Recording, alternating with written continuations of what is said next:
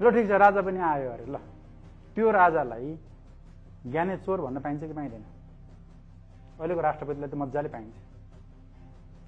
यदि पाइँदैन भनेपछि गाह्रो पर्नेवाला छ।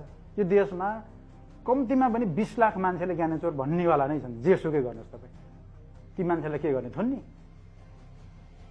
मिनिमम पनि 150 जना केन्द्रीय स्तरका नेताहरूले विद्रोह गर्नेवाला छ।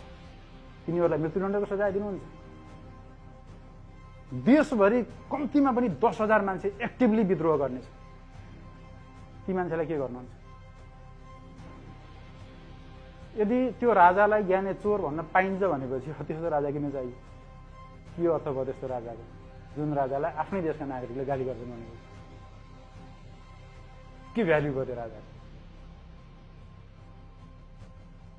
गणतन्त्र आइसकेपछि यो देशमा कुनै पनि राजालाई मृत्युदण्डको सजाय दिएन, कुनै पनि पञ्चीहरू जेल गएन, कसैलाई पनि छोइएन। राजतन्त्र आउँदा बित्तिकै कम्तीमा पनि 15-20 लाख मान्छेहरूलाई शक्ति प्रयोग गरेर दमन गर्नुपर्ने हुन्छ। साधारण कुरो छैन यो। देश अर्को द्वन्द्वमा जानेवाला छ, अर्को भड्खालोमा छिर्छ देश। हरेक 10 वर्ष 15 वर्षमा देशमा एउटा विद्रोह बनाइरहने ग्रान्ड डिजाइनको मतियार बाहेक अहिलेका एक्टिभिस्टहरू केही पनि उनीहरू गर्न दिनुपर्छ। यो देशमा राजाको लागि आन्दोलन गरिरहनुको अर्थ के हो भने यो देशको गणतन्त्र बलियो रहेछ भन्ने, यो गणतन्त्रको मजबुती बढिरहेको छ, पिल्लरहरू बलिया भइरहेका छन्, समाज उदार हुँदै गइरहेको छ भन्ने अर्थ लाग्छ यसको। ज्ञानेन्द्र शाहीलाई माओवादीले पिड्दाखेरि मलाई सबैभन्दा बढी रिस उठ्यो।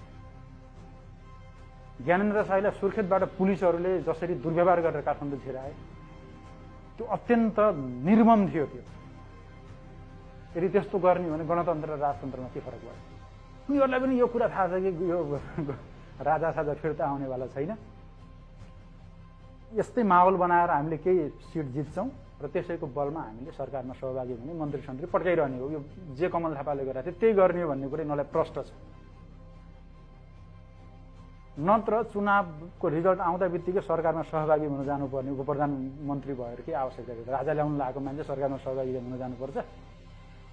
सजिलो छ हिसाब। यो यिनीहरूको धन्दा हो, खानपान हो। यो कुरो यो देशका बेवकुफहरूले छिटो बुझिदिए राम्रो हुन्थ्यो।